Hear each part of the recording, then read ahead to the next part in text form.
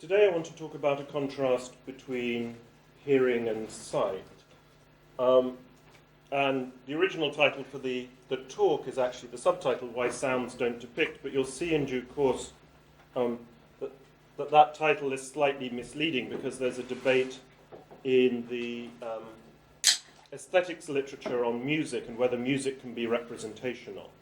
And you'll see that on at least one understanding of whether music is representational, I'm not taking a stance. So I originally prepared this material to... Sorry, I wanted to be true for you. Sorry. All these cables. It's not good. Just begin. Thanks, Stuart. So I originally prepared this material for a conference on the differences among the senses. And I think it's standard for philosophers when, and to some extent psychologists, when reluctantly they come to discuss the issue about how many senses there are and what are the criteria for distinguishing senses, that they try and look for general conditions which distinguish each sense from every other sense. And in particular, they tend to think as if the idea of perception is a determinable and the senses are the determinations of it. So there should be a nice logical space that you divide all the senses into. And people generally fail to give satisfactory general accounts of that. We don't have a general account of it. And so I got obsessed just with the thought that maybe there are local differences which are interesting for us to focus on, that we make mistakes if we don't see some of the differences between some of the senses and others, even if we can't give a generalized account of that. And one of the instances of that I want to suggest is a contrast between hearing and sight. And so this comes out from an observation I make. Now, I call it an observation because I don't have an argument for it, but everything is going to follow from this claim. So if you immediately think it's false, then you can go to sleep for the next hour, I think. It seems to me that when we hear reproductions of sounds, so through a mechanical device, for instance, just using an old gramophone record with a big horn off it, or more usually these days electromechanical reproduction or digital electronic reproduction, then you can hear the original sound that's being reproduced, if this is a reproduction. Whereas it seems to me that when we look at photographic reproductions of things, you don't see the objects or other visible particulars that were there when the photograph was originally taken. So the suggestion is that auditory reproduction allows for the possibility of hearing at least some of the original particulars from the event that was recorded and is now reproduced, but photographic reproduction doesn't allow for that. So the differentiating question is there any object of sense from the original scene which one senses through sensing a reproduction? In an audition, I want to say yes. This, as I say, this I'm not arguing for. This is the assertion. Everything's going to follow from this. The question is how we explain it. I say in audition, when you're hearing things, we say yes, there is a particular from the original occasion which you hear, and for vision, I say no. Okay, so notice that I'm not claiming that everything that was present on the original occasion when there was a recording, do you now literally hear when you hear the recording? Rather, what I claim, and in particular someone like Kendall Walton will deny, and this is an issue we'll come back to, is that when you look at a photograph, you can see someone in the photograph, you can see the person who was photographed in the photograph, but you don't literally see them. So seeing photographs isn't a way of seeing the original individual that was reproduced, rather you see an image of them. Can you say, as you're not arguing for this, can you argue for this at least a little bit? Because it's not completely clear to me that we have to endorse this intuition. Sure. I'll give you a concrete example now, which may help focus whether whether that's enough is something we'll come back to. Okay, so here's... Oh.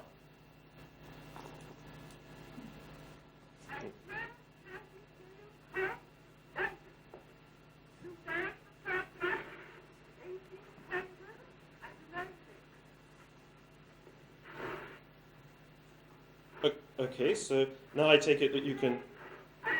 Okay, she's repeating herself.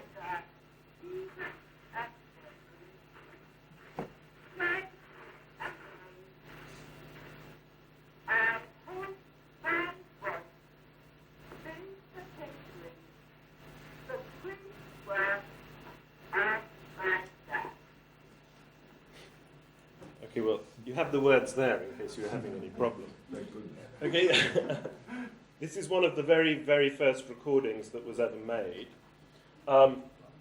Florence Nightingale spoke these words in 1890, and the wax cylinder was sold in order to raise funds for the survivors of the Battle of Balaclava.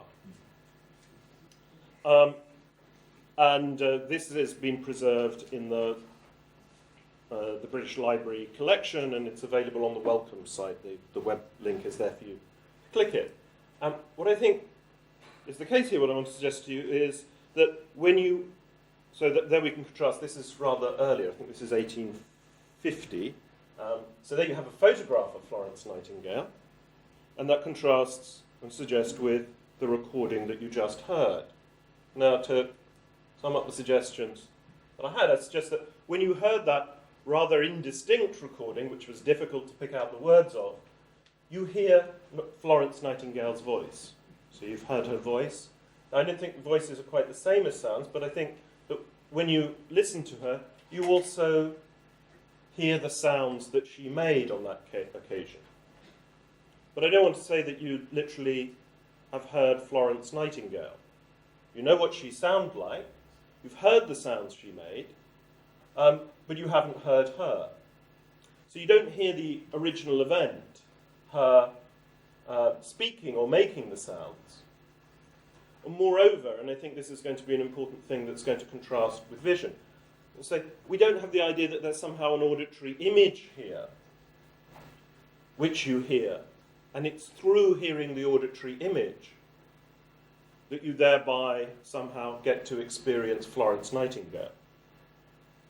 Now that, I suggest, contrasts with the photograph. Because when you see the photograph of Florence Nightingale, you don't see her. Although, as I say, I'll come back to Kendall Walton, would deny that. He thinks photographs are a way of seeing things. But in that, I take it he's in a minority, but there's a question how we explain why he's wrong. But you do see the photograph, and by that, photograph, of course, is an ambiguous term, so you do see the photographic print, you do see the concrete thing in front of it, and you also see the image, the thing that's reproduced in creating the print. And this is the key distinction, or one of the key distinctions, the other, as I say, is the presence of an image. You don't see any other individual which was present at the time of the original taking of the photograph, which you now see at looking at the photograph. Yeah. So you're saying in 1 and 2 that you hear two particulars, her voice and the songs that she made. Well, actually, I'm leaving open what the relation between voices and sounds are. But you take them to be particulars that you are now hearing? I take sounds to be particulars that you're hearing. I'll leave open whether voices... I don't particularly want to talk about whether there are genuine entities, voices, and whether voices are distinct from sounds. Yeah. So, just to be able to follow with proper intuition, when I see Tony Blair on television, I don't see Tony Blair on television? That's something I'll actually come back to. I think in some cases we think you do see Tony Blair, in other cases we think you don't see Tony Blair. And that's an important question. So, but I do want to say that in at least some cases of photographic reproduction, which, so in particular focus on still photographs, because we'll come back to an important difference between still and live reproduction. You just see the photograph, you just see the image, you don't see the individual. Whereas when you get, I want to suggest, an auditory reproduction, what you get to hear is the original sound. So just something which is complementary to Dan's, it seems to depend partly on the vehicle here.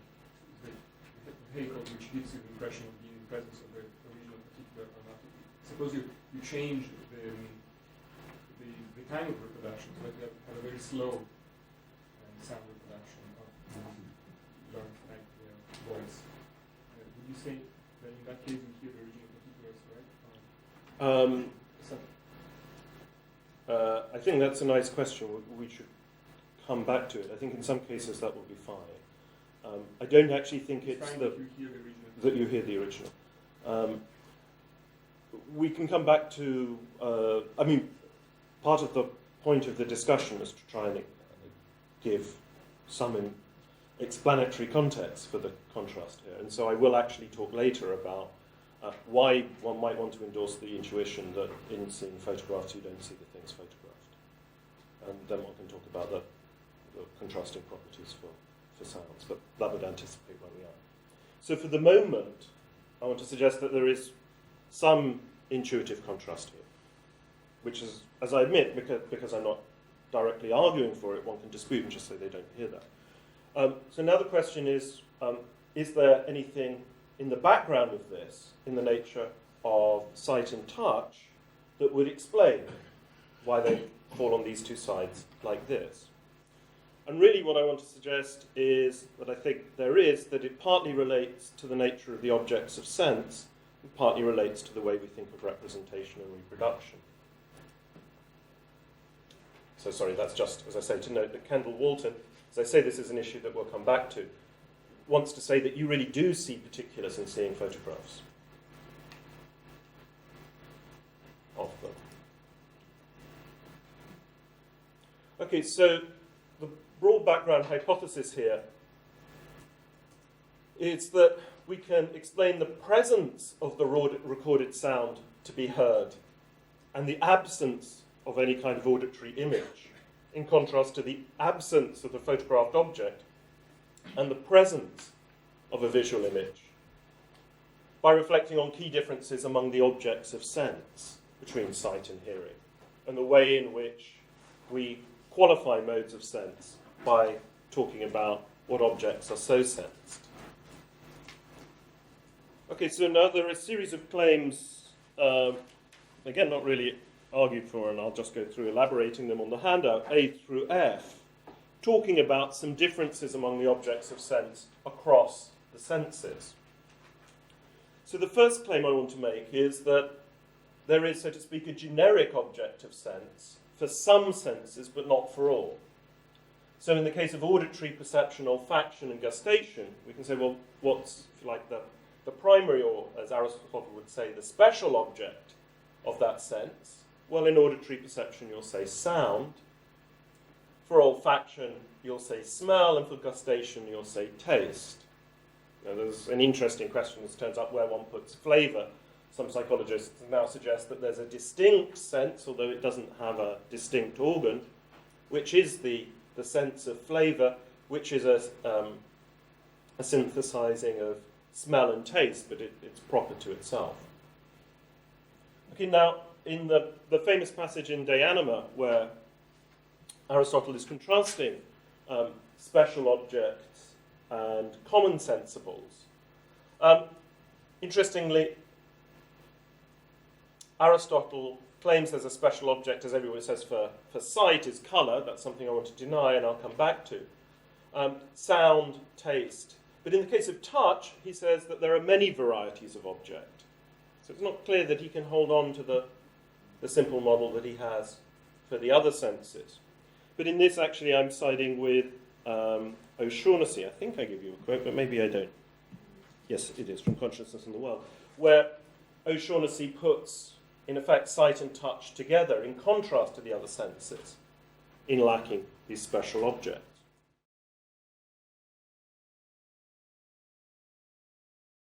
I think in the case of smell and taste, we think of the object of sense as entirely general. We don't think of the primary object of sense, smells or tastes, as individuals or particulars. Now, there are different ways in which one can model this, and don't think it's necessarily settled how we think of it. So sometimes we think of odours or tastes as qualities had by objects or stuffs. But in certain contexts, you might think of an odour as a kind of stuff itself, in which case there'd be a portion of the stuff that would be associated with an object. So, for instance, I think when we think if someone gives you some Chanel No. 5 and they buy something, they give you another substance that they found cheap on a stall in Oxford Street, then the two may have exactly the same smell, even if the way that the two liquids are created is entirely different. So we don't allow for the idea that there can be qualitatively identical smells which are still numerically distinct because the ways in which they arise or their origin is different. Rather, we think the same smell can be associated, at least in principle, with entirely different modes of generation and entirely different underlying substances. So I think we're not inclined to think that there's an individual smell as opposed to an individual who has a smell or an event which is the emitting of a smell, which you manage to track through olfaction. Now I think that's not what's going on with audition. We do think, in addition to sound as such, there are individual sounds. And I think it's partly that intuition which leads Strawson in Individuals in Chapter 2 to consider his sound world and how you could, what kind of structure would you need in order for there to be genuine individuals here rather than just universals, because he accepts that it's natural for us to think in terms of individual sounds as well as kinds of sounds. So when you hear me say water, and then again water, well, there's two sounds which were qualitatively identical, but there were two sounds that you heard, not just two events of producing the same sound. Originally, when I did these slides, I thought, oh, I'll just put in a recording on the slide and I'll press a button and it'll play. But then, of course, that would be a reproduction, and so it will conflict. So it's important, since I'm contrasting reproductions and productions, that I produce twice for you sounds. So there's no reproductive relation between them. So I think there we think of sounds as individuals, where there can be two sounds entirely qualitatively alike, but nonetheless distinct, because their origins, their production, were entirely distinct. Now, in saying that there are primary objects of sense for all of these senses, I don't mean to deny that you can hear other things, or you can perceive other things through these senses. We can perceive individuals or events through hearing them, of course, and indeed through smelling them. But the thought is that with these senses, where there's a primary object of sense which is categorizing that way of sensing, we sense other things through sensing some primary object which they're appropriately related to. And that thought was one that Berkeley exploited and then tried to overgeneralize. So in the dialogues, there's a very famous discussion with the coach, where he suggests, in fact, he goes as far as to deny you hear the coach. It's just the sound suggests the coach to you. But although one wouldn't go or there's no need to go all the way with Berkeley to deny that you hear objects and events when you hear sounds, there does nonetheless seem to be, if you like, a primary role for sounds in coming to hear other things. And the same is true in smell. Now, the interesting thing here, as I say, is that conceiving of the primary objects of smell and sound and taste in that way, hearing and taste in that way, gets you a disanalogy with the case of light and colour as we normally conceive it in relation to visual perception. So the normal way we think of visual perception is when you see visible objects around you, what you're seeing are the visible objects themselves which occupy physical space. Of course, there are some philosophers, including Berkeley, who wanted to, well, yeah, even Berkeley, who wanted to deny that. But on the whole, our ordinary way of thinking about it is that what vision manages to do is give you a visual contact with the objects around you. Now, so it's not that it's just giving you a contact to light or colour, and objects are somehow associated with the lights and colours, which are the things that you really see. Now, I do want to say that visible objects do have visual appearances, and these are generic. So there are ways that things look to you when you see them, and different objects can share an appearance. So, yeah. To ask a typical related question, when you see a shadow, right? You see the shadow by virtue of seeing something else, or is a shadow an object in the relevant primary sense? I'm actually going to use that as an example in a moment. I would take shadows to be primary objects. Primary. So shadows are among the things, and rainbows, as well as solid objects that you see. The sky. The sky is one of the things you see. And all of these things contrast, I think, with the visual appearances of things which you also see. The way that we think about visual appearances of objects, however, is that we don't normally think of the visual appearance of objects as competing with the objects for sort of occupying the visual sense field. So in perceiving an object, you can shift your attention to how it appears, but the object isn't given to you as a possible object of sensory attention through its appearance. In contrast, we were suggesting in the case of sound, for instance, where you hear the coach, in Berkeley's example, you hear the coach through hearing the sound that it makes. So the coach is provided for you as an object of auditory attention through the sound that it has produced. Okay, now I think we can kind of have a fantasy of visibilia being more like the story of sounds, and this indeed brings us to shadows and so on, because I think we do have the idea of, if you like, purely visual phenomenal objects, rainbows, the sky, shadows and so on. So we think of these things as occupying visible space without excluding other physical objects from locations within that space. Now, we don't think of these things, I think, as mind-dependent.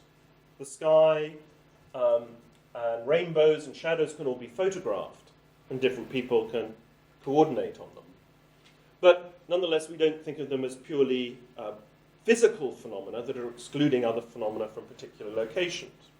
And indeed, occasionally you find intemperate physicalists telling you that rainbows are just identical with raindrops. And that's rather difficult because rainbows tend to have a different location in the visible world from the raindrops, which are refracting the light, which give rise to the phenomenon.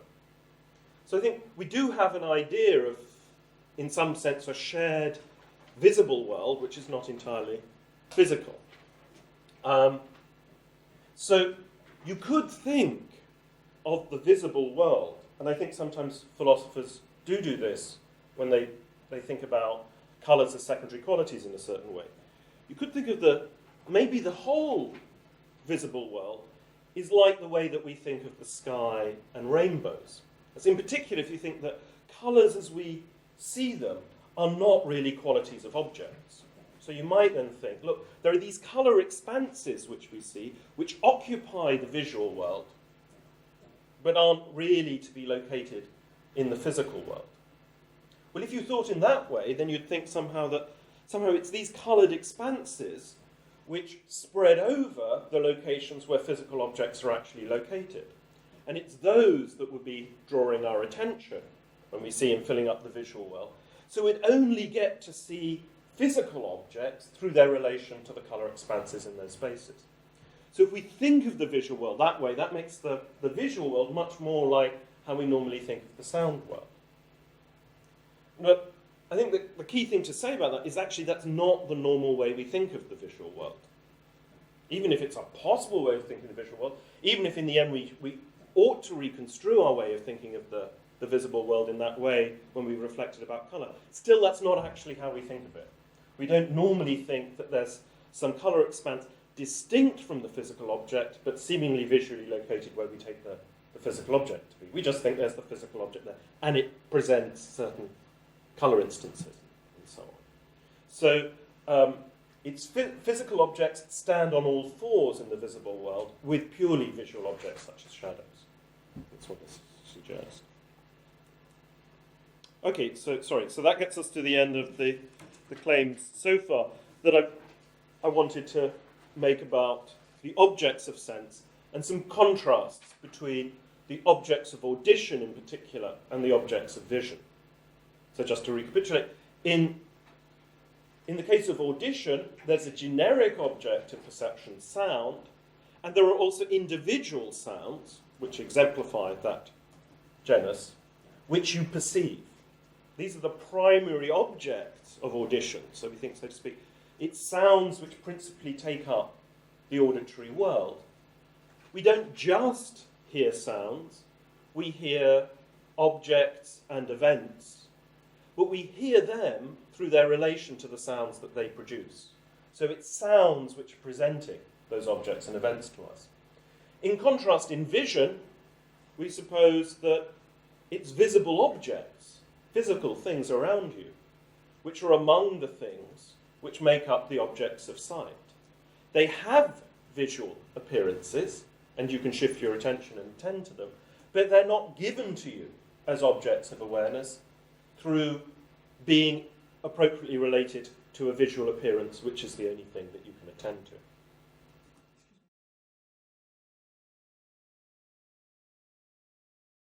Okay, now, as I mentioned briefly at the beginning, there's some debate in literature about aesthetic properties of music, about whether music can be intrinsically representational.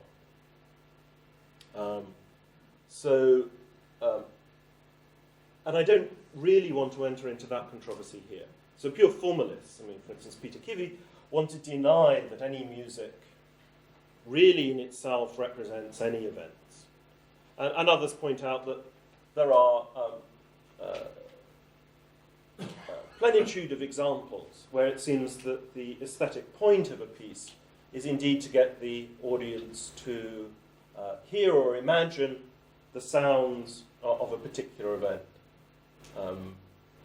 For instance, the tolling of a bell in Symphonie Fantastique. But that's going to be relevant to the contrast that I'm trying to draw here, so I want to leave that controversy aside.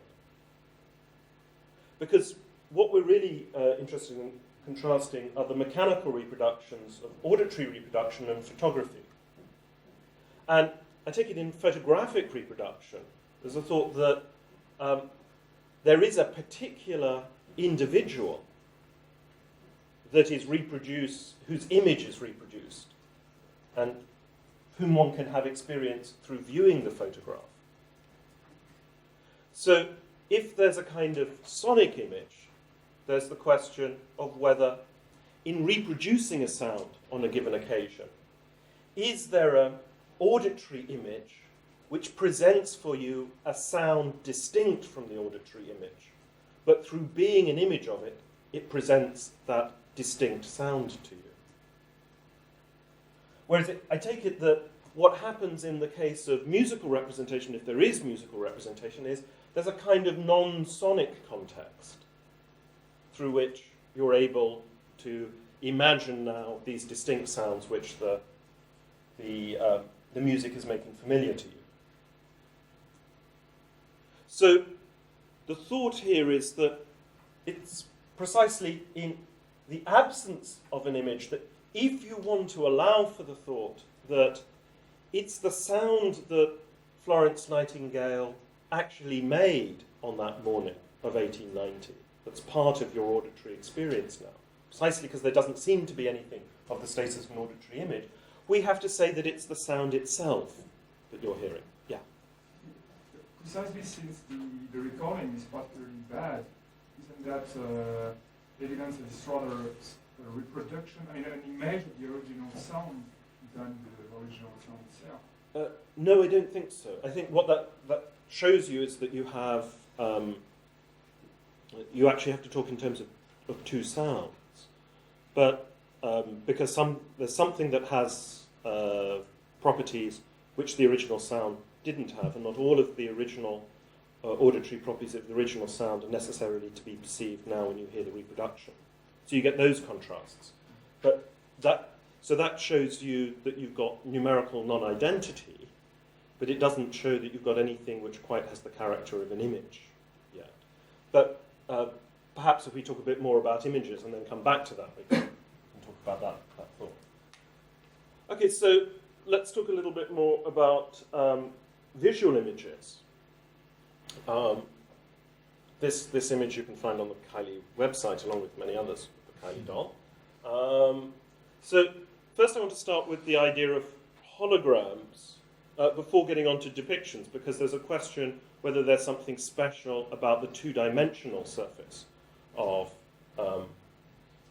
images. Now, from an aesthetic point of view, there may clearly be so. So, for instance, Richard Volheim liked to emphasize that the important aspect of aesthetic appreciation of painting involved the twofoldedness that is essential, that in the way he conceived of it, is essentially involved in two-dimensional reproduction. But I think it's an open question whether we can think of holograms, which won't give you a two-dimensional, a clear awareness of a two-dimensional array, as themselves intrinsically representational or not. I actually want to leave open whether they are or not. For the moment, let's assume they are. I think the one kind of evidence that one could have that they are so really comes from the first episode of, or rather the fourth episode of the Star Wars series. Because if you remember, there's an image of there's a holographic image of Princess Leia that is sent to Obi-Wan Kenobi.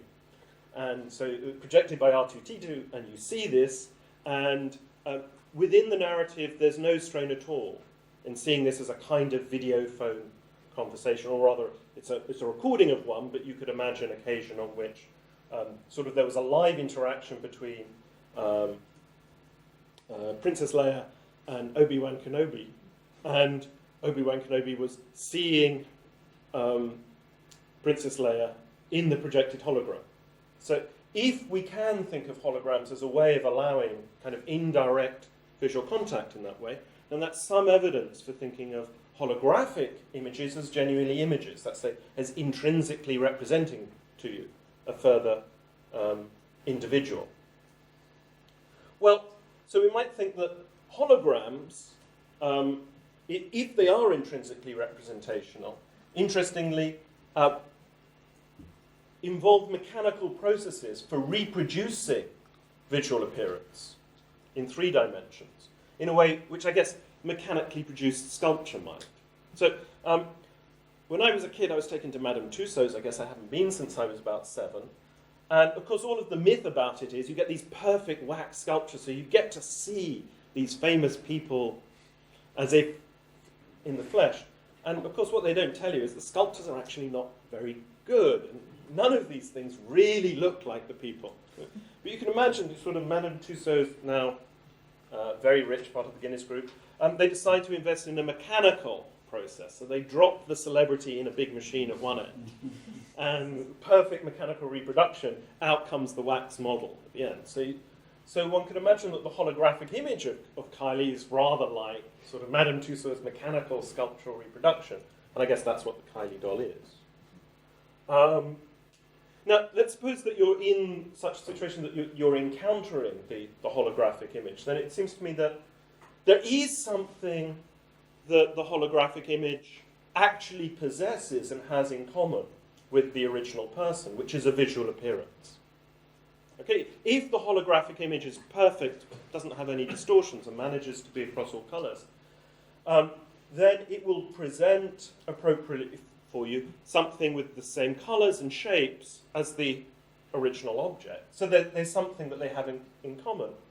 But visual appearance in that sense we don't think of as a particular. It's something that different objects can share. And nor do we think of it as the primary object of perception. It's not through that appearance that we come to see either the hologram or Kylie when we see them. So in this case we must ask, if you see something when you see the holographic image, what are you seeing? It seems the answer is the holographic image itself. That's the particular thing that you're now aware of. Or rather, for reasons actually in discussion we can come back to, because there are some interesting kinds of cases of perception through hallucination. You're seeing an actual exemplification of the image. Yeah? Something like a holographic print. There's something in the environment which you're picking up on, and through which you're seeing an image of Kylie, who is absent. Now, we don't normally see holograms, and even if we do, as I said, it's open whether we think of holograms as intrinsically representational of someone, or something more like a sculpture, which is something that we can see and we can learn to treat as the object that's reproduced. But it's not clear that sculptures intrinsically represent in the way that photographs do, even if they're produced in the Madame Tussauds way I was hypothesizing. But now on to photographic images, the more normal ones that we're used to. Well, of course, these are two-dimensional surfaces. So they don't possess the same appearance as the objects that are photographed, precisely because they're two-dimensional surfaces. It's rather that photographs induce in us a distinctive kind of visual experience. And in the distinctive kind of visual experience that you have, there's a commonality of appearance embedded within that experience and what was photographed. So it's the object you see in the photograph, to use Volheim's way of talking, which shares an appearance with the object that was photographed. And indeed that's because it's to be the same object. But in this case, the only particulars that there are for you to see are really just the photograph itself, or rather, again, the photographic print, and the thing that is more abstract than that, that can be reproduced, which is the photograph, the photographic image. And it's through seeing the photographic image that you're thereby experiencing Kylie herself. Okay, well that then brings back us to the question, why don't we see objects when we see photographs of them? Okay, that's what I've claimed so far. Just as I claimed that you hear sounds through hearing reproductions, the contrast with photographs. Now, as we've been pressing, you might question, well, do you really hear the sounds? And as I say, I'm not really giving you any argument for that. But the converse way of pressing this is to say, but you do really see the objects. And this is something that Kendall Walton, for a long time, has pressed in talking about the transparency of photographs. Now, there are various things that Walton says about this, but there are at least two things I think of interest that he presses of concerns, which it's worth addressing if one's going to stay with orthodoxy and deny that one sees objects through seeing photographs of them. One of the things that concerns Walton is that there's an intrinsic difference between the experience of photographs and the experience of hand-drawn or computer-generated images. Okay, so one of the things he wants to push, this is the title of his first paper on it, is the transparency of photographs, but that's intrinsic to the viewing of photographs. So if you're going to have an account of the ways in which photographs are representational, you better have an account which allows for there being an intrinsic difference between photography and painting. And Walton seems to think that by affirming that you see the objects photographed when you see a photograph, that's the best way of accommodating aim. Okay, well, the second thing is that Walton wants to say that there's a condition which photographs meet which matches the general condition that we think seeing of objects does. So he wants to say that photographs possess the kind of... What am I doing with... No, the battery's running flat. Possess the kind of counterfactual dependence on the scene photographed that our seeings do on the scene. So there's much debate, as I'm sure people know, in the course on theories of causal theories of perception about what distinguishes really perceiving from just having a veridical hallucination, and in particular what distinguishes them given the possibility of prosthetic vision. And people have often suggested that some form of counterfactual dependence, or something a bit narrower than that, so for instance the stepwise explanation that that Peacock suggests in holistic explanation is what's required to distinguish seeing from mere veridical hallucination. Well, Walton's suggestion is whatever account you give of those terms, photographs are going to meet that condition too. So in fact, he offers a challenge to his opponents, to those who find it counterintuitive to say you see objects when you see photographs of them, to find a necessary condition of seeing which doesn't exclude cases which otherwise we want to include. And that's how he engages in argument with Greg Curry and Noel Carroll. So, for instance, people, I think, sometimes suggest that it's the very presence of images in photography and holography which exclude seeing the objects represented. So it's precisely because you hypothesize that there's this thing, this image, that's what stops you seeing the objects.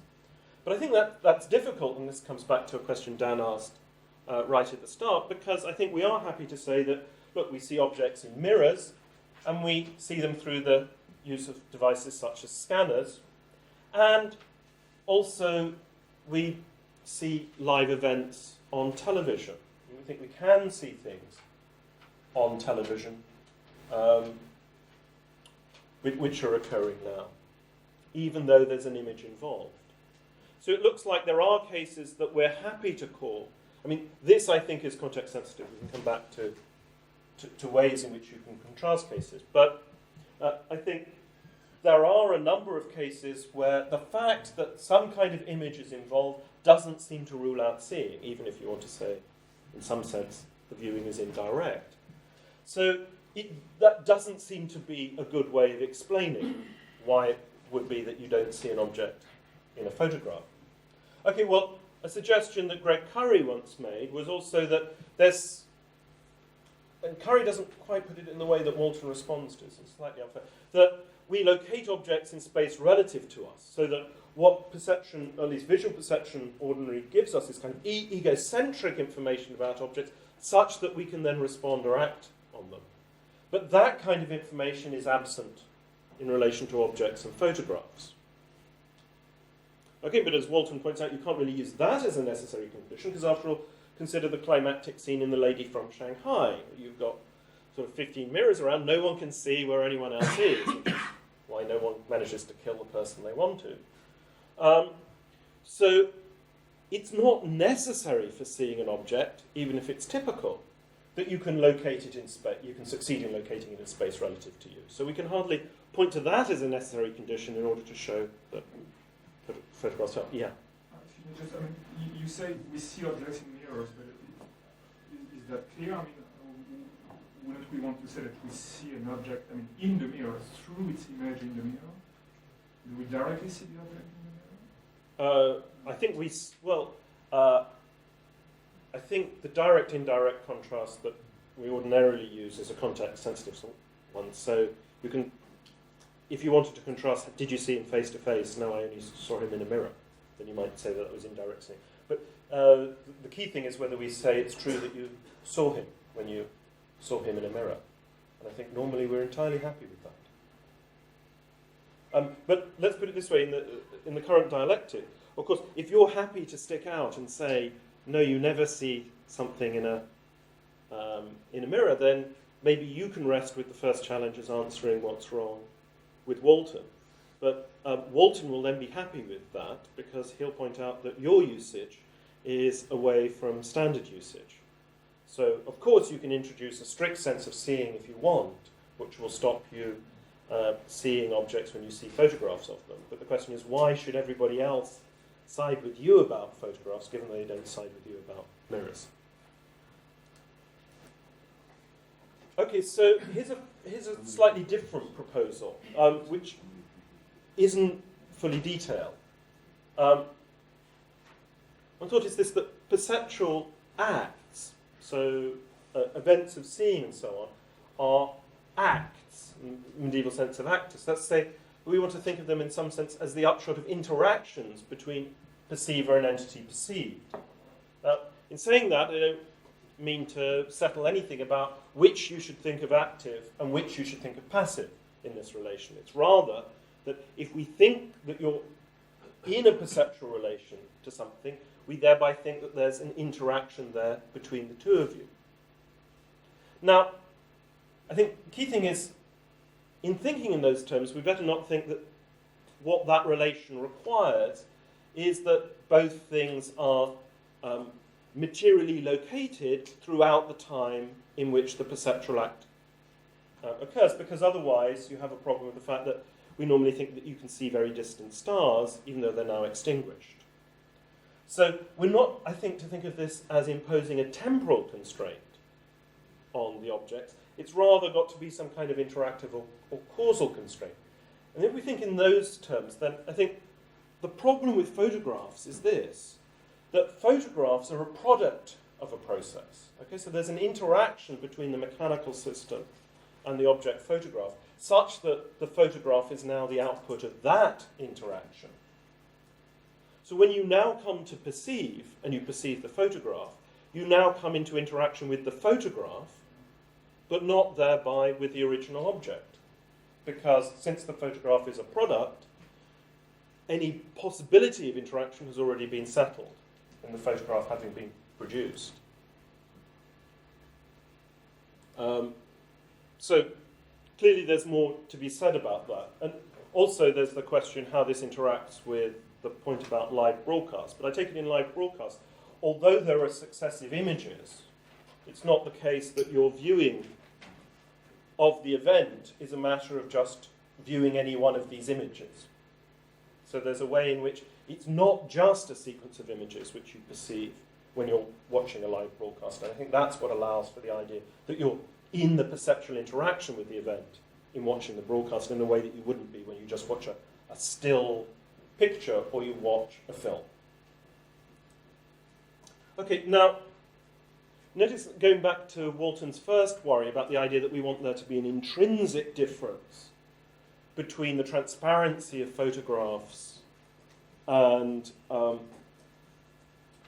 the viewing of handmade paintings, that there is one here which doesn't require that you think of photographs as analogous just to perception.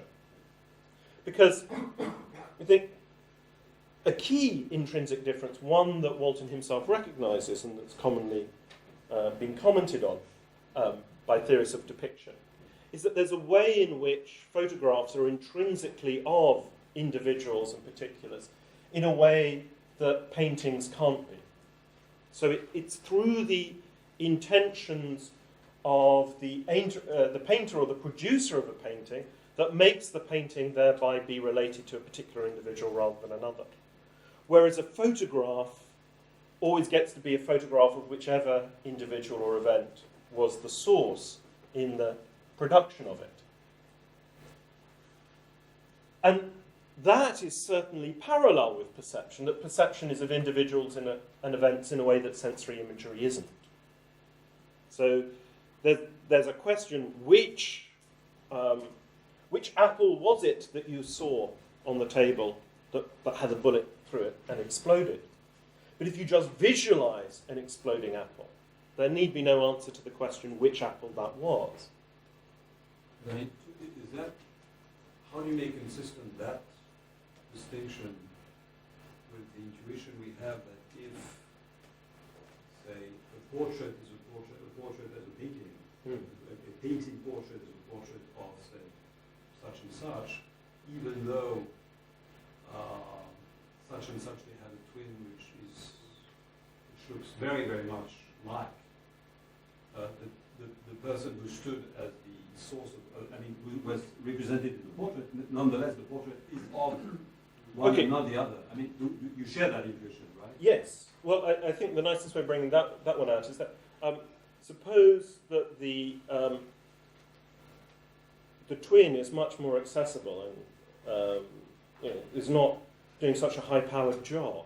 So they're available for sittings in a way that the person that you're commissioned to do the portrait of is not. So actually you get the twin to sit there and you do the painting of them.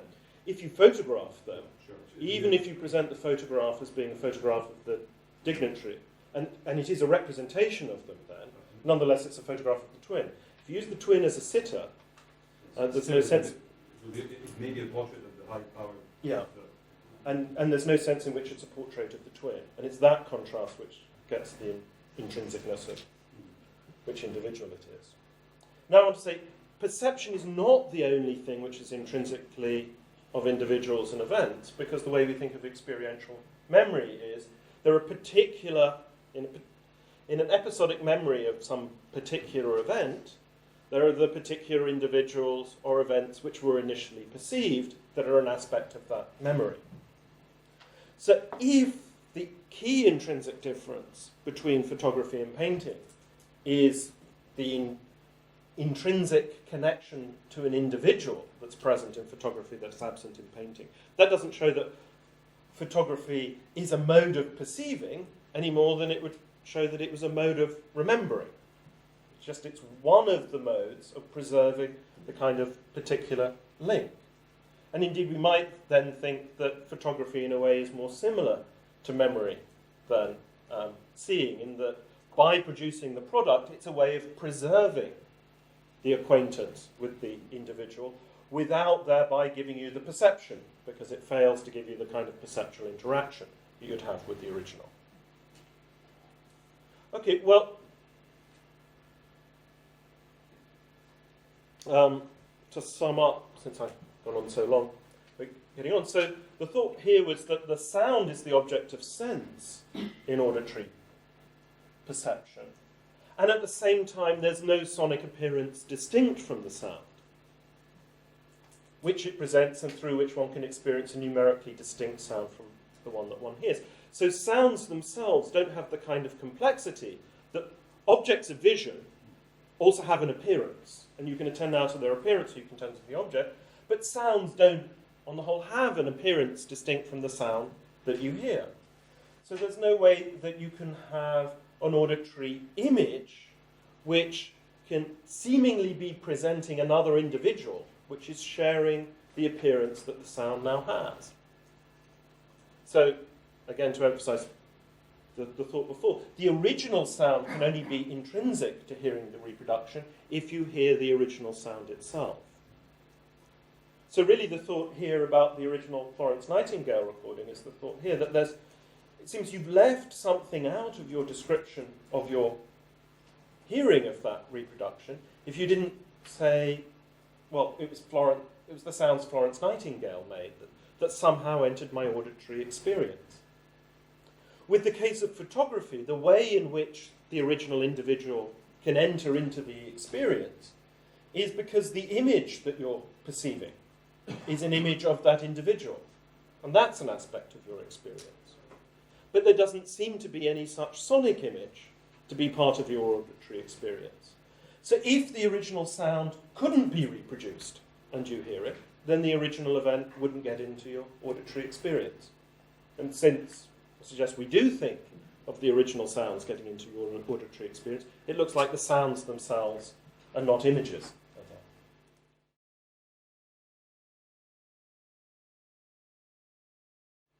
Okay, well, this gives us some strange consequences about sounds, and so I'll just finish with them.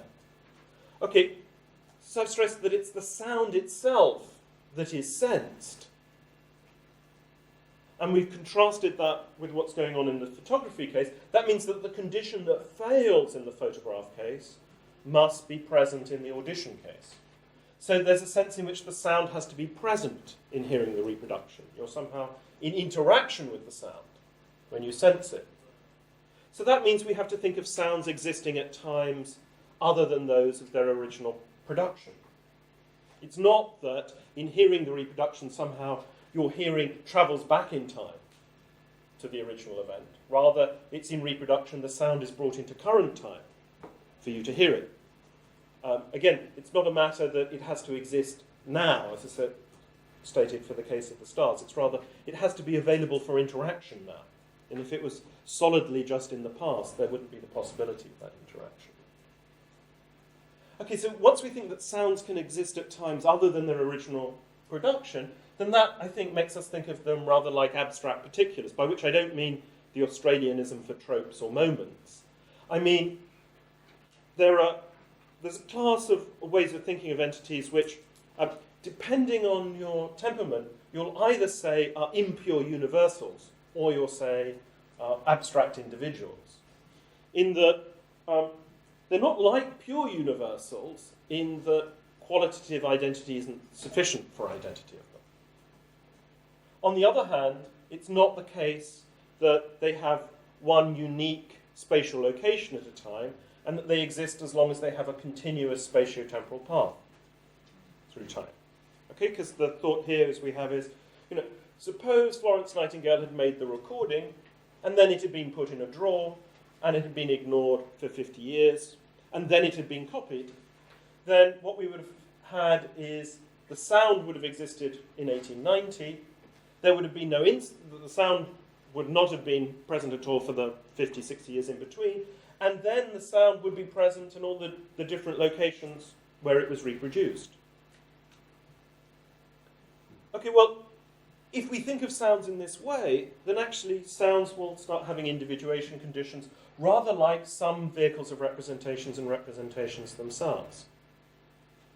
Because we don't, as Kaplan likes to think of words, or Evans likes to think of information, we don't want to think of these as universals.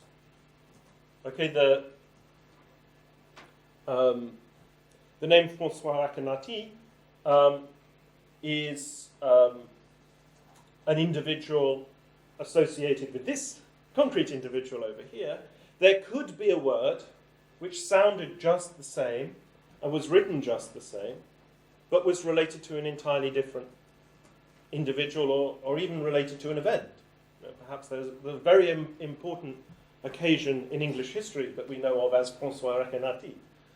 And it's just, we just have a different word. People hadn't realized that there was this philosopher in Paris who happened to have a name which sounded the same. Okay, so that things have the same form and quality will not make for identity with words.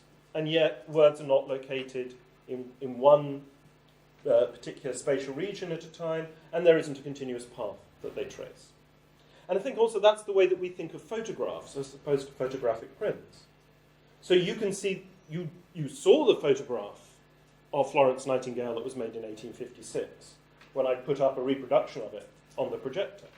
So that photograph is something that can be reproduced in different occasions. But if I'd used Photoshop in order, and had rather more skill than I do, in order to just randomly put a pattern of dots together and it happened to coincide in form with the image of Florence Nightingale, then that wouldn't thereby have been the photograph of Florence Nightingale.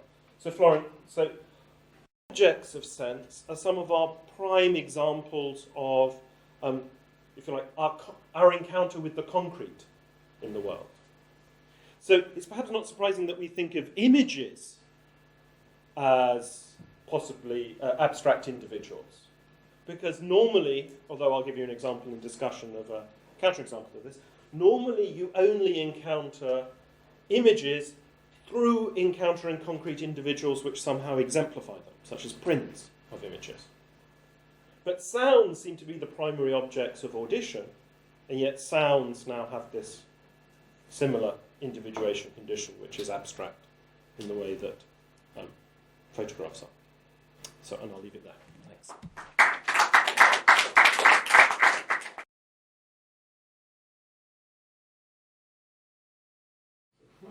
One very general one is about your first claim that you're looking for local differences between the senses.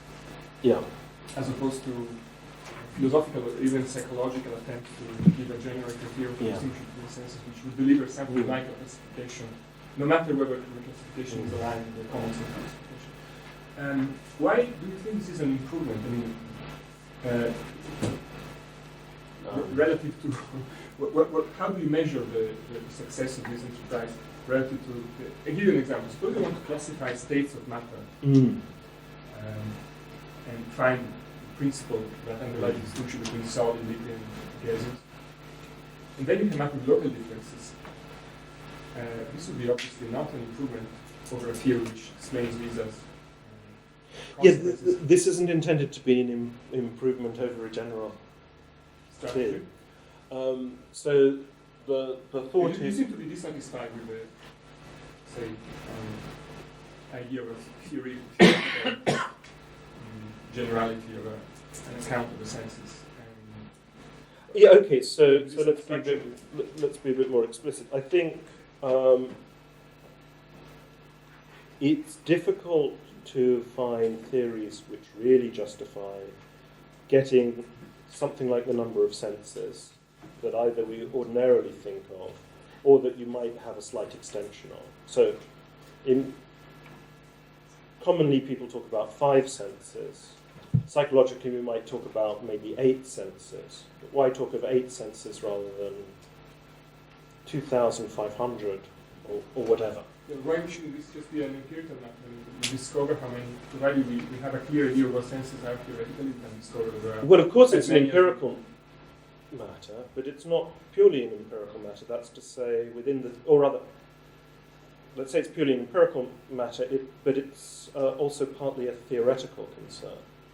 And what the point of marking a distinction among the senses is. And it's not clear that there's a deep answer to that question within perception research.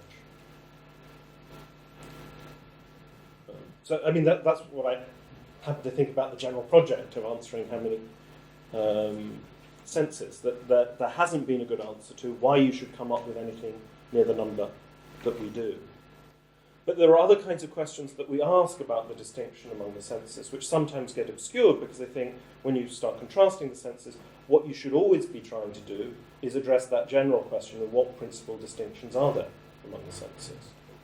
Which is, so at one point I was attracted towards a certain kind of skepticism about the differences among the senses, and we used to say, well, actually when you're talking about sense perception, what's more interesting, given that really we should think of sense perception is on the whole unified for us, is to what extent we make any contrast within sense. Why do we make any differences that we do?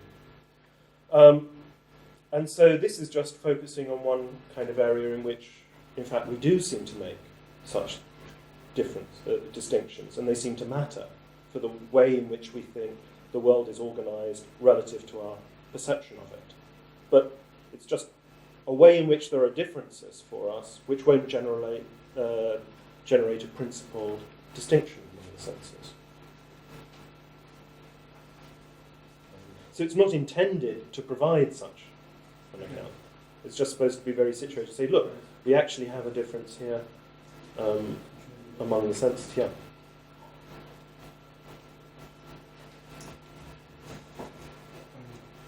It seems important for your argument that this should be categorical distinctions. And of course, an obvious line of questioning suggesting that these are continuous.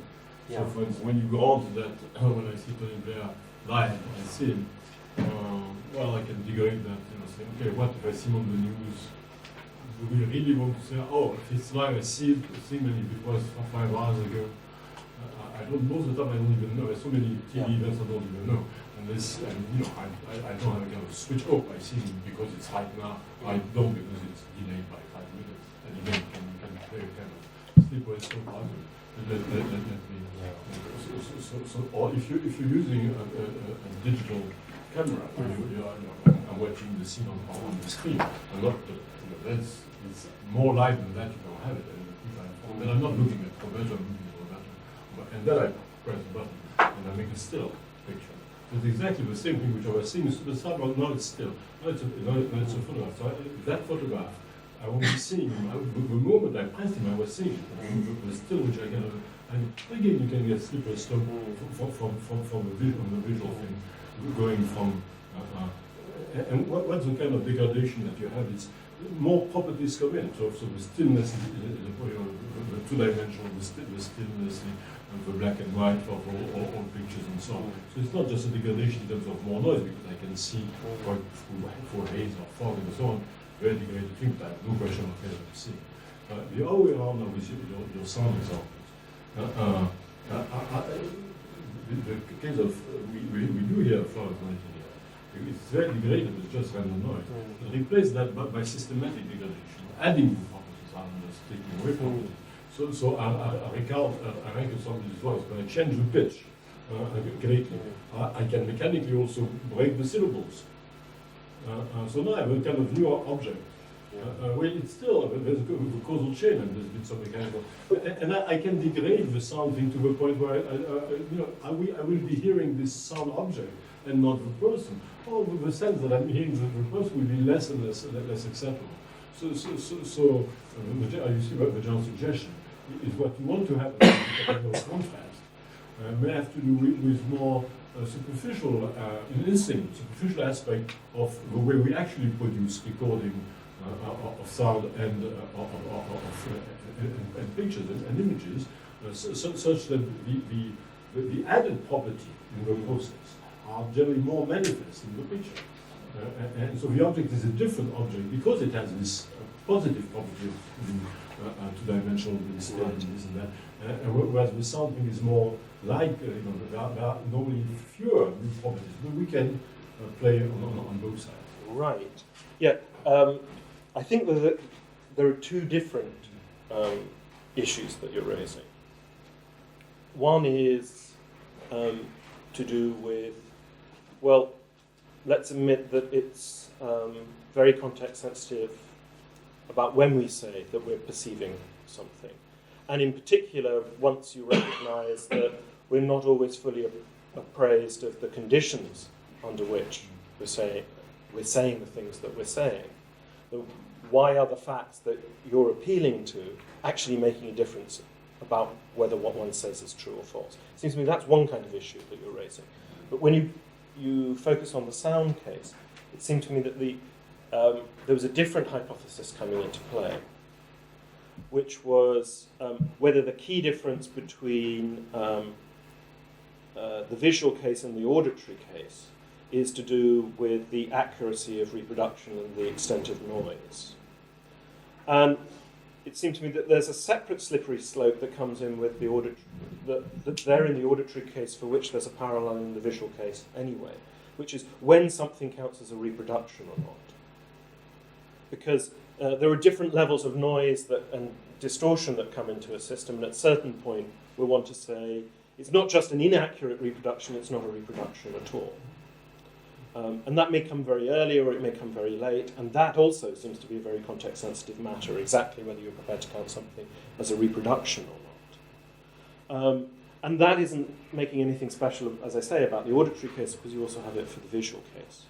So most of the properties that you're appealing to in saying, look, there's a continuum in the sound case, are actually questions about whether you've got a reproduction, rather than the question whether, granted that you have a reproduction, it actually now counts as hearing the original sound.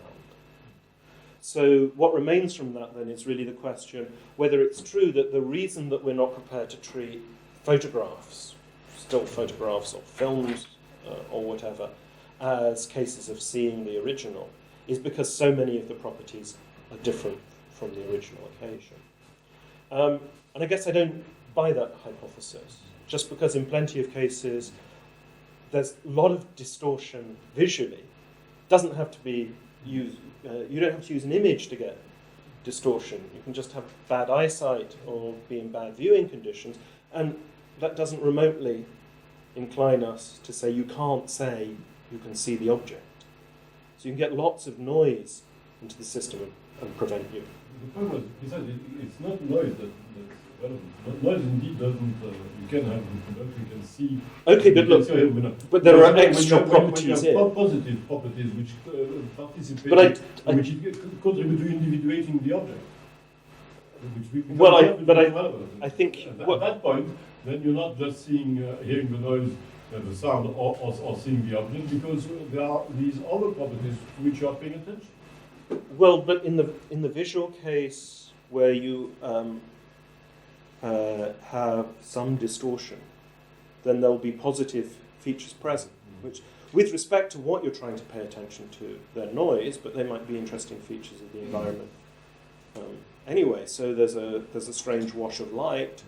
So now what should be a marble white skin looks faintly purplish. There's a positive feature present there, which is not the feature of the object which you're seeing. So you're misapprehending it in some way. That doesn't stop you seeing the object. So I don't think it's the mere positive presence of additional features. Or- So if it's to be a competition of attention, then the question is, how can both things be present at once such that they can compete for attention? Okay, in the case of visual images, we have a partial answer to that. Partial because we don't have a fully good account of the nature and experience of images. But images can be present and be an object of attention, and what they are images of are somehow present in the image. So you can shift back and forth between those two things. And so you can certainly attribute some things now just to properties of image, to being a property of the image, and rather, and often a property of the reproduction of the image, and now a property of the object. So think of an example. Rob Hopkins used to have the rather implausibly extreme view that every property involved in perceiving a photograph was a property attributed to the original scene. So that when you see a sepia photograph, all of the buildings are presented to you as being shades of sepia, which I think is not how we normally think of photographs at all. This was he was kind of committed to this for a strange theoretical view about pictorial representation. It seems to me rather that what we have there is that we're quite happy with the idea that we perceive a photographic image which is an achromatic image. And this print of it exemplifies those achromatic properties partly through a chromatic field. So we can make a distinction between properties of the print, properties of the photographic image, and properties of the object so photographed. So now the thought is that just in the case of sounds, that we don't have that extra level of distinguishing the image and the sound. When you've still succeeded in reproducing the sound, but there's distortion in the reproduction, as there is in most bad hi-fis that we have, then there are sounds present which are not the sounds which are reproduced, as well as there being aspects of the original sounds which are not reproduced when you hear the reproduced sound. But those are all sounds equal on all fours as objects of attention. So you can now, you can do your best. You're one of these audiophiles and you've spent thousands of euros on your wonderful system. But unfortunately, your flat isn't quite as well grounded as it should be. So there's this very slight hum in the background as you're listening to a piece. Then you'll do your best, but you'll fail in your irritation to avoid attending to the hum, because the hum is not the thing that you want to listen to. So there is competition for attention among the objects of attention, but what I want to suggest there is that they're all on all fours as just exemplified objects of perception in sound. In the visual case, on the other hand, there's a way in which there's competition for attention where one of the things you can be attending to is present only through an image. It's not something you're then perceiving in itself. And that difference, it seems to me, is not just a difference of degree or the presence of an extra property. I mean, although, again, it doesn't answer the first question about occasion sensitivity and the Tony Blair case. And there, I think, both want to agree that it's context sensitive when it counts as whether you're seeing someone or not, and there are various variables. But then I also want to suggest that there probably are cases of loose talk as well, where if you don't have the relevant information to distinguish two things, and for the conversational purpose, it really doesn't matter. But it's someone using completely inappropriate pedantry to say, well, you didn't really see him because, as it turned out, it had been recorded half an hour before. Though, I mean, I don't know if in France it's this way. For the news programs in England now, they got very obsessive about whether it's a live interview or whether it's recorded, and they always say at the beginning and at the end, as I was speaking to him earlier today. Well, they put live on lots of times. Yeah. But then, of course, when they reproduce it, it's still not live. Yeah, exactly. Sometimes they forget to Yeah. Yeah, so I have a rather general question. Yeah. I think it was partly raised by Dan's issue that you just partly answered it. But, I'll still go on and ask it because it still puzzles me. So, your observation and all those claims are very much based on those intuitive contrasts that you give, and I'm still unclear what is the status of those intuitions and how you come up with those, because in many cases, as was pointed out, so you say things like, we're happy to say that in such a case you see the object, etc., and even mention some sort of a criterion would be whether it is true to say that one saw that, etc. So if you could just go back on this, so because that's part of the background for all this argument, and I'm interested to hear about that. I have no idea where the source of the intuitions is. So if that undermines them, that's fine. So I guess the real question is this: whether the fact that the contrasts we make with psychological verbs in saying someone is now seeing or hearing, and they're not, the fact that this is highly context sensitive means that there aren't any principles that you can extract out and say these are conditions which are necessary conditions for someone to count as being in a perceptual relation or not. And I guess, so if it's put as starkly as that, I guess I'd be surprised that context sensitivity should mean that there's no principal substantive condition introduced by saying seeing or hearing. Well, that was not presupposed by my Yeah. question. I didn't ask you that. Yeah. Context sensitivity shows that there are no Right. principal distinctions, but rather in your project, whether so, you, what importance you give to those intuitions and. Okay, well, I guess I think that, look, there are certain focal kinds of cases in which you clearly do have the contrast between audition and just looking at the photographs, even if there are some other kinds of cases of looking at television at which it seems to be context sensitive. And moreover, I suggest that the context sensitivity coming in there, that's what I was saying to Dan, the things that you're being sensitive to in determining whether you're going to accept that someone said that they saw something or not, seems to be reacting to a different parameter from what's involved when you're contrasting the focal cases of saying, in audition you heard Florence Nightingale, and when you see the photograph, you don't see Florence Nightingale. So that's evidence that there's something that you can track independent of how you're going to settle how the occasion sensitivity comes in when you're watching TV. Then the way occasion sensitivity can come in when you're watching TV, I think that's then good evidence to try and work on trying to refine the kinds of principles that explain why people are, I'd so firmly say that they don't see people when they see photographs. You need an account of that, which leaves it open how there can be a dispute about whether you're really seeing someone when you see them on television. And within the terms that I was setting up, the idea of interaction I was using was deliberately as well as unfortunately vague. And so clearly it can be context sensitive whether what you've described in watching the television counts properly as the kind of interaction that we're going to count as the kind of thing that underlies genuinely seeing rather than merely seeing an image which then reproduces something. Whereas I take it if the hypothesis is going to be that an image is involved, means you're never seeing, then the kinds of phenomena that Dan was highlighting make that problematic, because it's going to mean to say that you're never strictly speaking truly when you say you saw someone on TV, or rather the qualification on television is always playing an important role and has to be understood when you say you saw someone.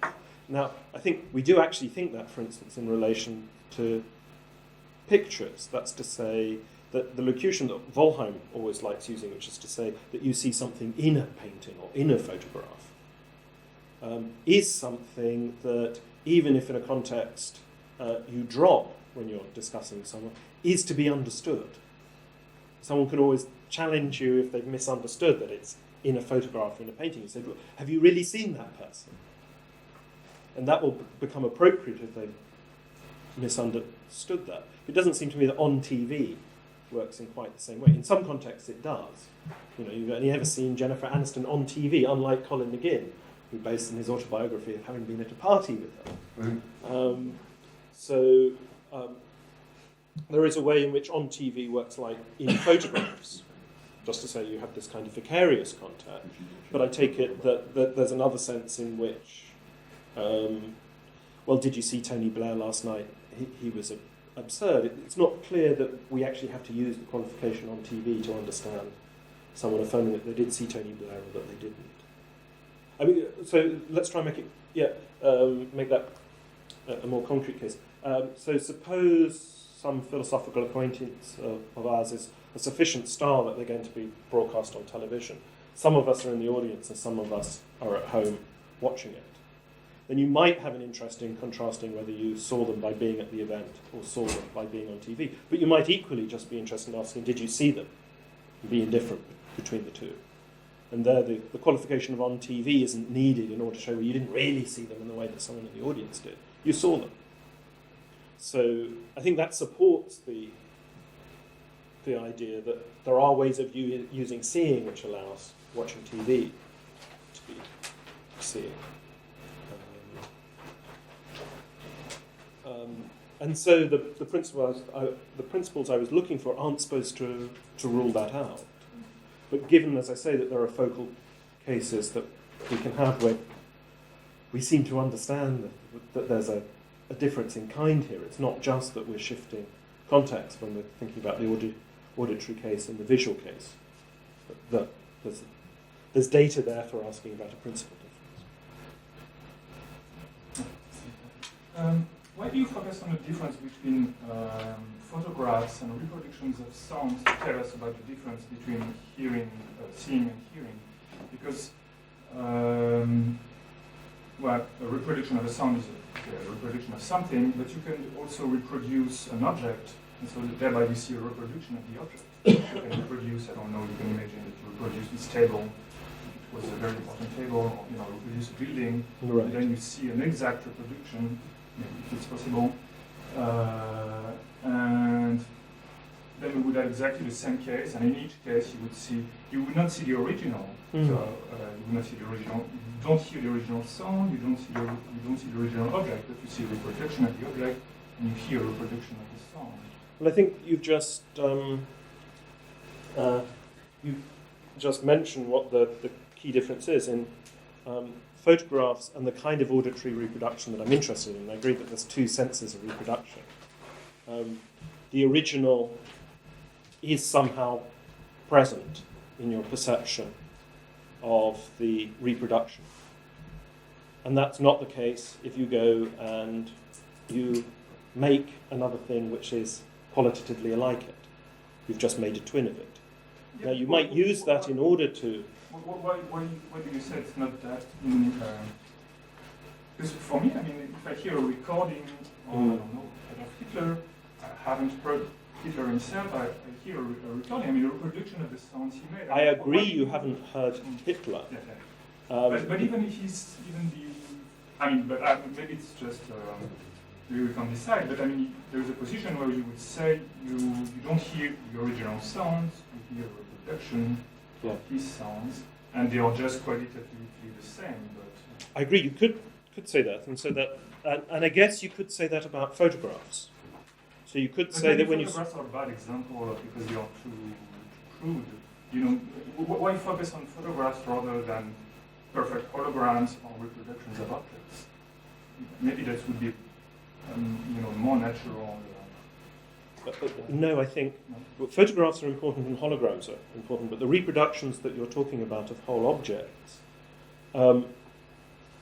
take it we think that just by making something again which has the same qualities as an object does not thereby bring the object back for you to have an experiential encounter with in itself. You might use it as such in a museum. So you might use a reproduction of a fine table, one of the seminar tables at Jean Nico, in order that someone can somehow have a vicarious aesthetic experience of being here, because, unfortunately the original tables can no longer be put on view now that it's the 25th century. They don't survive in the same way, but this wonderful reproduction gives you... So now there's a kind of context that you can exploit, much as you have the context with paintings, which allow you thereby aesthetically to enter into a situation in which this is as if it was one of the originals. Okay. Now, the thought about photographs that I have, but that maybe you'll disagree, is that when you see a photograph and you see what the photograph depicts, the experience you have involves the original object, although you don't see the original object. So when you see the reproduction of the photograph of Florence Nightingale, Florence Nightingale, in some sense, enters into your visual experience. It's a visual experience of Florence Nightingale through seeing her in the photograph. Okay, so that's a property that photographs have, that holograms may have or they may not, and that reproduction furniture just doesn't have. Okay, so the question is, when you reproduce a sound, is reproducing a sound just like reproducing furniture, or is it like the reproduction in a photograph? And I want to say, it has one thing in common with reproduction of a photograph. The original is somehow there for you, but it's different from a photograph in another way, in that the original is there for you with a photograph just through the medium of a photographic image. But since there isn't an auditory image, that can't be the way the original is back there. Now, I agree that one of the ways you can react is say, well, look, the original isn't there in audition. And I really hadn't given you an argument for that. And likewise, I haven't given you an argument for when you see a photograph that the original is there in your perception of a photograph. Just a small comment. You may imagine that since this table is particularly important, we have a particular process whereby we use the table, we put it into wax or something, and then it's a program in the computer that will later reproduce the table. And so there is a perfect causal chain that exactly reproduces this table. Isn't that exactly similar to when you record? Well, I actually think not, actually. But so that just shows that the difference in the notions of reproduction that are used for photographic reproduction, auditory reproduction, and reproducing objects. The distinctions that we're drawing there aren't captured just in terms of the nature of the causal processes that we're talking about. So the causal processes for perfect reproduction may be a necessary condition that can be present across the different cases, but we treat them differently in the visual and auditory case here from just the attempt to reproduce an object. Basically, I take it that the thought is, look, you have a concrete object as the result of your causal process at the end. So now there's a question, is it the same object as the original object that you had? If it's the same object, then the causal process of storing in wax and so on is just a new way of getting tables to persist. Maybe it's very useful. Maybe, we have to save space for a few centuries, so it's very important that we have a way of encoding the furniture we used to have in the 21st century in order to enjoy it again in the 25th century. We compact it down and we make it all grow again. I mean, there's that episode of The Outer Limits where he carries all of humanity supposedly on a necklace on his on a chain around his neck, has to fight the aliens in a building. It's very useful because it only involves one actor and a lighting director. So it was very cheap for them to make. It's very effective, but 50 million human beings are present there, just in Dean Jones's neck.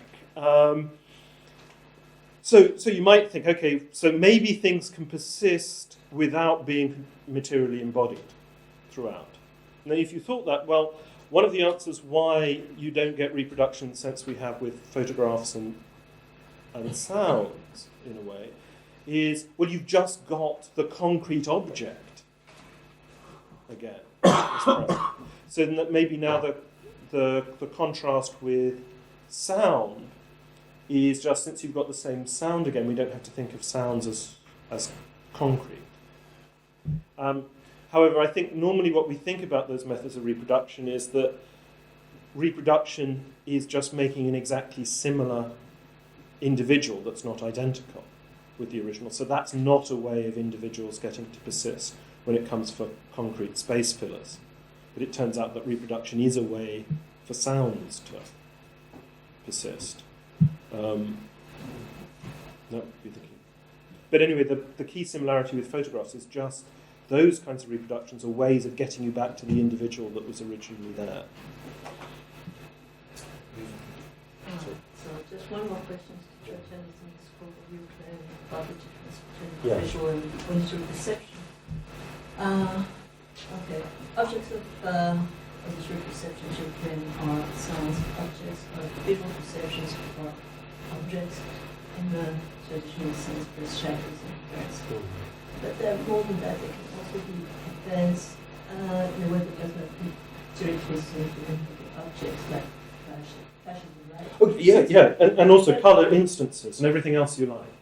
So the contrast isn't the contrast isn't restricted in the visual case. Rather, the contrast is that in the sound case, it's restrictive in contrast to the visual case. So there isn't a proper object of vision, say colour expanses, through the perception of which you then get to see everything else you see, such as events that are flashes or concrete objects or whatever. Then the claim you make about the nature of sounds should be also make about flashes of lightning, for instance, since it seems that you think that the reproduction of the original, when you see the film, you see the original particularly. When you hear sound. I guess my thought is that that's not true, that we don't think of photographs of flashes as any different from photographs of objects. But then what is the difference? Why? In the case of flashes. Flashes seem to be directly seen. Well, I think Where the sounds are. Well, I guess the explanation that I was trying to push for why Walton was wrong was didn't turn on anything about the ontological status of the object of sense. It turned on the conditions for the perceptual relation. That's to say, are you in a position of interacting with the object itself when you perceive the film? And I think in live broadcast, or maybe slightly delayed broadcast, we can think of that as that kind of interaction, where there's an interposed image that has been a product and that you then go to view. You're not interacting with the original flash, you're interacting with an image of the flash. But in which way are you interacting with the original object when you're hearing the reproduction of? You're not, but I don't claim that you hear the original object. I claim you hear the original sound. So the claim is what happens in reproduction of sounds is that the sound itself is reproduced. So it's there for you to interact My with. example was meant to try to show that flash of light is to perception in the same relation that the sound is to position.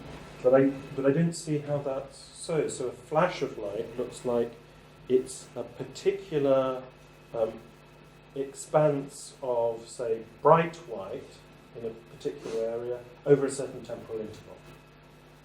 Right? So there was a particular expanse of white in a particular location on a certain occasion, which was there to be seen, which you could then have been in interaction with and seen.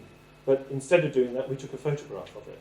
Or even we took a short film of it, so we preserved the temporal process in that. But still, what you see is the filmic image that we've recorded.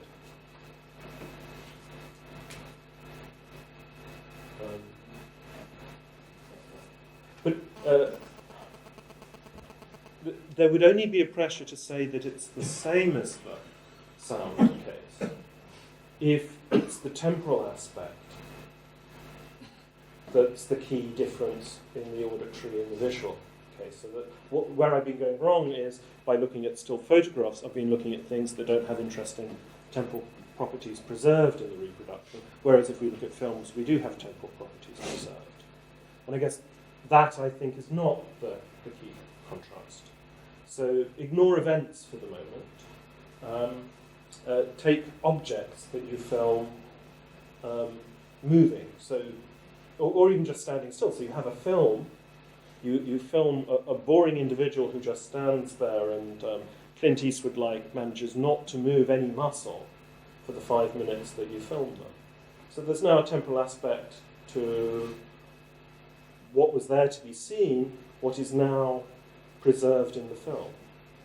Still, I want to say there's a filmic image, is what you get to see when we project the film.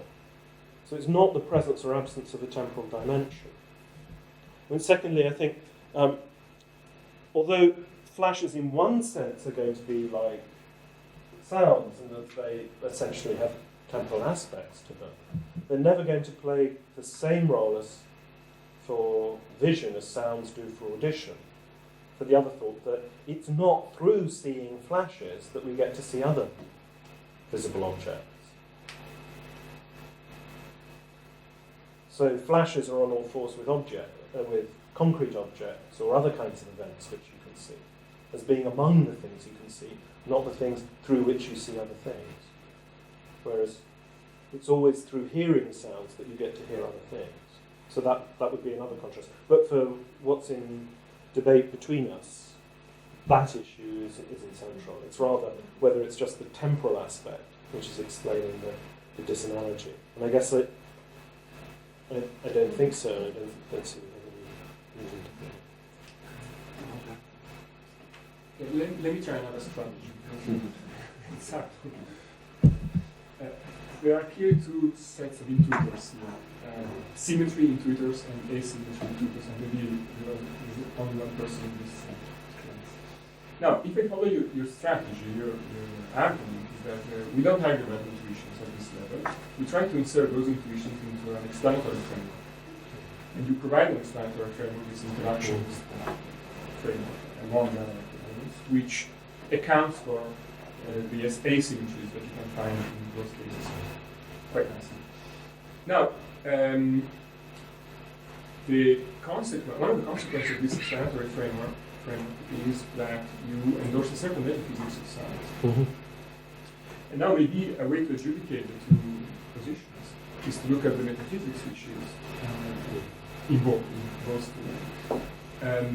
I had trouble in following exactly what your metaphysics of science is when you claim that sounds of this type of degraded universals, or say abstract, I can't remember exactly. Abstract individuals. I said But abstract not particular. not tropes. tropes. I mean, Yeah. a different category, which have to exist. They do not exist now, but still they are now available for interaction.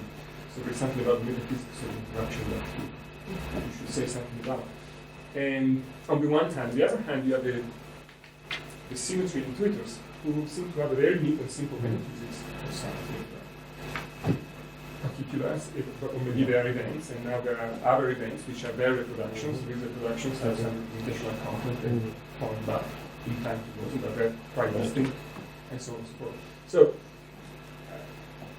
by way of holistically trying to explain this, maybe at some level you want to say something more about the metaphysics and the way it. Good, yeah, no, I won't say more about the general metaphysics. field of One comment about the there isn't a simple dimension of agreement or disagreement between symmetry and asymmetry. There are certain claims being made about our experiences of sounds and experiences of certain visual objects, and there are disagreements among people about how to describe all of these things. Some of them will result in treating them all symmetrically, some will result in treating them asymmetrically. And the real disputes seem to be about those particular claims. For example, whether when you see a photograph, there's some sense in which you experience the thing which was photographed. I want to affirm that. I take it, sorry, I don't know your name. Oh, David. David wants to dispute it. He doesn't think that that's obvious. Walton thinks it's obvious, but he also wants to say that when you see a photograph, you see the object photographed. I don't think that's obvious, and I think most people actually don't think that's obvious, but Jan thinks it's a matter of degree, I take it. No, but the symmetry intuitors would say that for whichever case you can come up with describing the perception of photographs, you would find those cases for hearing. But then I don't see why it would be symmetry as such that people would be arguing about. Okay, so, I mean, I will go back to talking about the metaphysics and whether the metaphysics decides things, because I think the metaphysics is interesting. But I think it's a misdescription of the dialectic to say it's an argument about whether there's symmetry or whether there's asymmetry. So rather, there's a number of different issues about which people have disagreements. Some of them result in asymmetrical treatment. Some of them result in symmetrical treatment. But there doesn't seem to be a rationale for symmetry as such, or for that matter, for asymmetry as such. It's rather, there's a question, is there a point in thinking there are such things as images? If there is a point of thinking there's such things as images, do images just belong relative to one modality, or do they belong to many modalities? If there are images necessarily a way of providing for perception, or not? And it's deciding those kinds of issues which will generate symmetry or asymmetry. But back to the metaphysics. Well, is this a really weird metaphysics, and is it unique just to the case of sounds? No, It's it's a bit underspecified so far as Yeah, I agree, it's underspecified. But look, one of the points that I want to stress for it, even if you don't want to hold it for sounds. I mean, I think there's one peculiar thing about how it relates to sounds. It's a metaphysics that we accept otherwise for plenty of things. Or rather, the features of it we accept for other things. So photographic images have the relevant feature. Musical works of art have the relevant feature, I take it. So say, although Greg Curry seems to have the contrary view almost everywhere else, except that the eroica is some kind of structural object, that there could have been something of exactly the same form as it that was not the eroica symphony. Okay, so there was something that Beethoven created, of which there can be various exemplifications in performance and recording, which is not a pure universal, because its universal features can be shared with something not identical. So it doesn't have a unique spatial location at any time, nor is it spatio-temporally continuous throughout its existence. Now, I guess it's a more delicate question whether the eroica can actually go out of existence. That's to say, whether we say, when you've absolutely destroyed all possible ways of reproducing just it, whether we say the eroica is no more, or we say it exists, but there just aren't any exemplars of it. Whereas I take it with a photographic image, you would think, if you've absolutely destroyed all prints and methods of reproducing the original photograph, then that photograph no longer exists. And likewise, if the relevant practices of reproducing sounds and shapes which give you a particular word, if those all go out of existence, then we no longer have that word. Okay, so those are all the structures of these kinds of entities, which some people, because they like to stress their similarity with universals, call impure universals. Some, because they want to stress their similarity with particulars, will call abstract particulars abstract individuals. That's a metaphysics that we see patterns of throughout our ordinary ontology. So, in itself, that sounds have that pattern is not surprising. What's more surprising is the thought that the things which have that pattern are the objects, so to speak, the primary objects of sense. But to bring that, try and think of a case of two interesting cases of perceiving through hallucination. Okay, first a visual one, and then the simpler and actually exemplifiable auditory one. Okay, in the visual case, suppose you have someone who's has had normal vision up until a certain time in their life, but then due to some disease in their eyes, they become clinically blind. And we might learn to, well, we know we're not going to do this, but science fictionally we might learn to stimulate their optic nerves in order to induce visual experience again, and we might hope prosthetic vision. Now suppose what we want to do is we want to show them a few photographs of your computer, of your summer holidays. Well, one of the ways you could do it is you could project the images from your computer onto a screen and have their prosthetic vision system look at that. But on the other hand, you might think, well, why bother with that? Why don't we just take the DVI cable and plug it directly into the stimulating the optic nerve? Okay, I take it in this case, and let's suppose it succeeds and they have a wonderful vista of Termina or whatever. Well, I think we want to say, look, they're not seeing a photograph, rather they're not seeing a photographic print. There's no concrete displayed image or anything that they can see anywhere. All the lights can be off and so on. But I take it they are seeing your photographs. They get to see what you took all your holiday snaps of. So this is a case of seeing something, seeing the photographic image, while otherwise having a hallucination. There's no concrete thing that you're seeing. Okay, so that's a way in which photographic imagery can be part of your visual experience.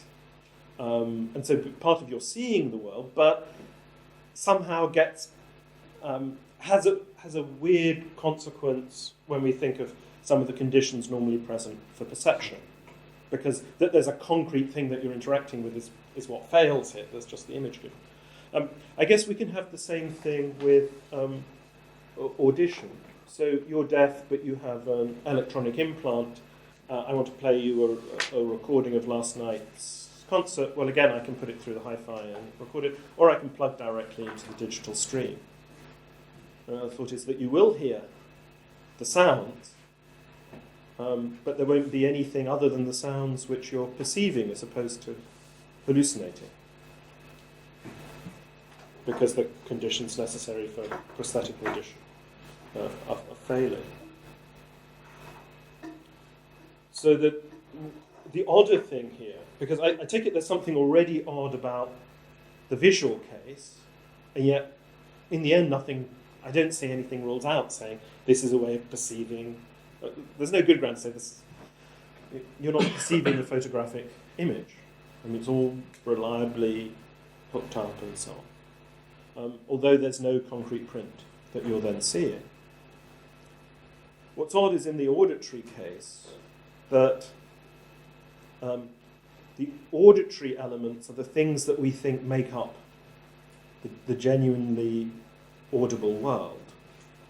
Whereas we think of photographic images as kind of from one remove of the visual world.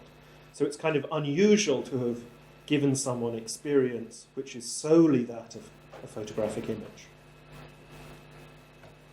That's where I think there's a novelty here.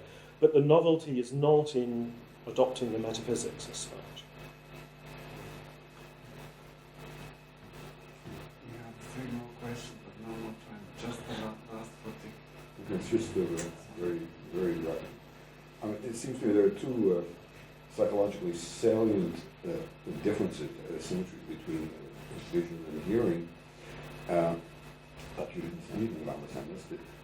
And that could be relevant to explaining at least some of your intuitions about the existence of images when you see them. So first observation is that you have to learn to see photos, you have to learn to see television, and lots of animals never manage to do so. And even adults have difficulty when they first see a photo. So there's a learning process, and that doesn't exist for recordings.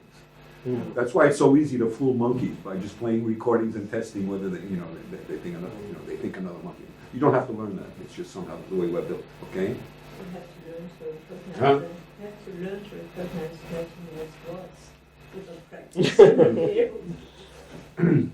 Okay, so there are these two related things: learning in the one case and not in the other, and availability of deception. It's very easy to be deceived by recordings.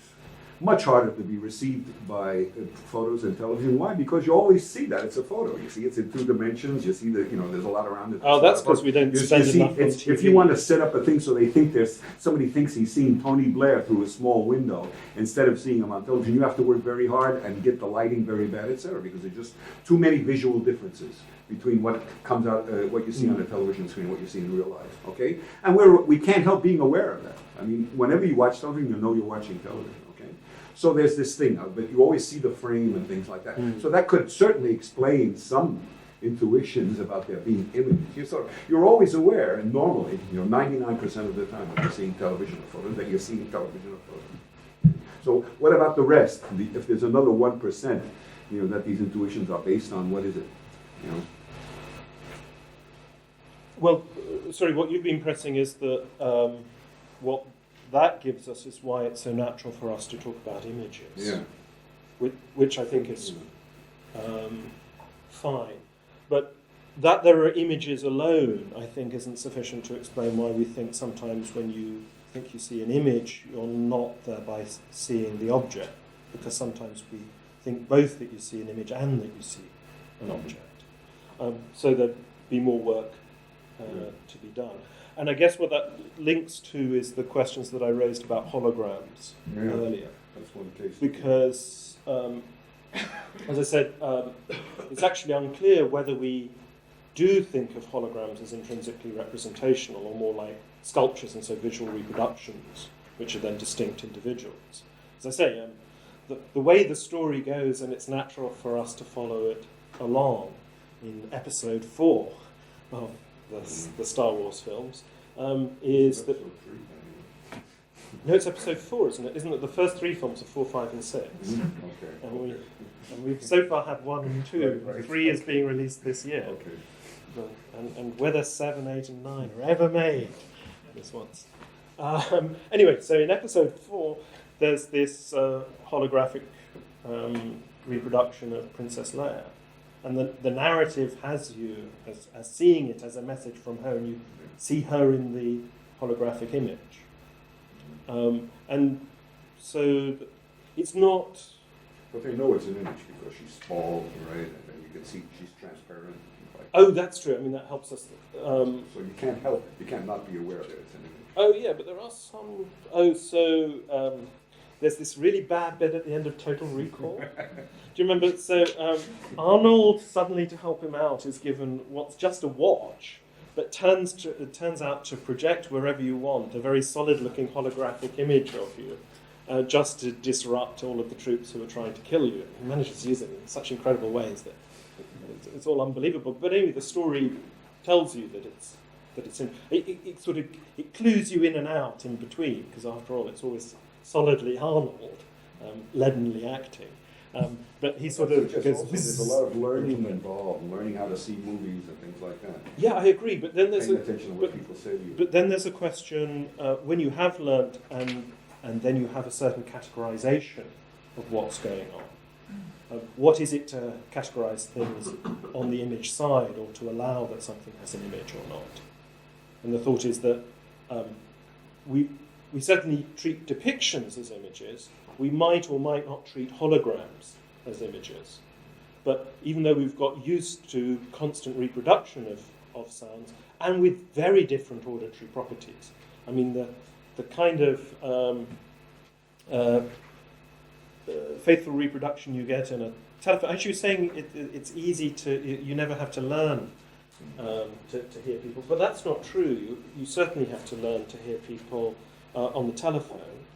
And I'm sure you're this way. I'm very reluctant to have to talk in another language on the telephone, much more so than face-to-face, because the auditory information you're getting is so degraded that, and you're not immediately aware of that fact, other than this is a much harder thing to do than talking face-to-face. So even in the auditory case, there are reproductions which are distorted and so on. But that doesn't prompt us to think in terms of image. So I think that suggests that there is an extra element going on here about the category of image or the absence of image and the way in which the thing itself... So there's two things. One, the presence or absence of an image and what that tells you of the metaphysics or something, but also the idea that the thing itself can come back again. So in general, we would think that ways of reproducing tables just give you a different table, even if it looks exactly the same. There are ways of reproducing sounds which just give you different sounds, but we think there are ways of reproducing sounds which give you the original sound. A bat's signal, and it's sort of, you can't hear it, so it's not really a reproduction, it's sort of, or a whale song, things like that. Okay, I'm afraid we have to stop. Sorry for those who